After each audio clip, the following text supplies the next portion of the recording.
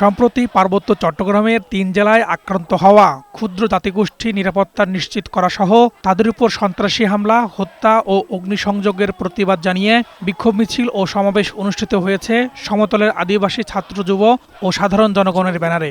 শনিবার বিকেলে ঢাকা বিশ্ববিদ্যালয়ের রাজু ভাস্কর্যের পাদদেশে এই সমাবেশ করেন তারা। এ সময় হামলায় জড়িতদের দৃষ্টান্তমূলক শাস্তিসহ পাহাড়ে চলমান অস্থিতিশীল পরিবেশকে শান্ত করতে ৬ দফা দাবি জানানো হয়। পাহাড়ে চলমান অস্থিতিশীলতা পরিবেশকে শান্ত করার ৬টি দাবি জানাচ্ছি।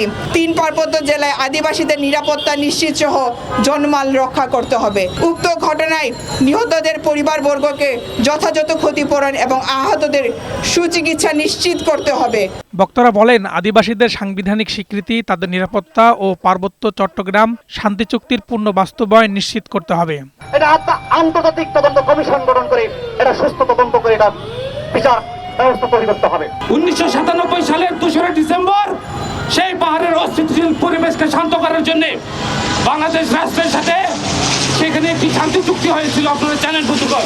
সেই চুক্তির 26 বছর পেরিয়ে গেলেও চুক্তির যে মৌলিক বিষয়গুলো, সেই মৌলিক বিষয়গুলো বাস্তবায়িত হয়নি। পাহাড়কে যদি শান্ত না করেন, এই পাহাড়ের আদিবাসীদেরকে শান্তি যদি থাকতে না দেন, আমি মনে করি পাহাড়ের আদিবাসীরা বসে থাকবে না, নীরবে থাকবে না, চুপচাপ থাকবে না।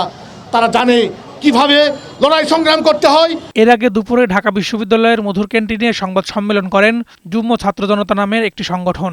গত 2 দিনের ঘটনা প্রবাহ তুলে ধরে জাতিসংঘের তত্ত্বাবধানে তদন্তের দাবি জানানো হয়। এ সময় খাগড়াছড়ি সদর, দীঘিনালা ও রাঙ্গামাটিতে সাম্প্রদায়িক সহিংসতার শিকার পাহাড়ি আদিবাসী সহ 3 পার্বত্য জেলা যুগ্ম জনগণের জানমালের নিরাপত্তা নিশ্চিত করা। পার্বত্য চট্টগ্রামে শান্তি ও স্থিতিশীলতা প্রতিষ্ঠার লক্ষ্যে শক্তি প্রয়োগ না করে সংকট সমাধানের দাবি করেন তারা।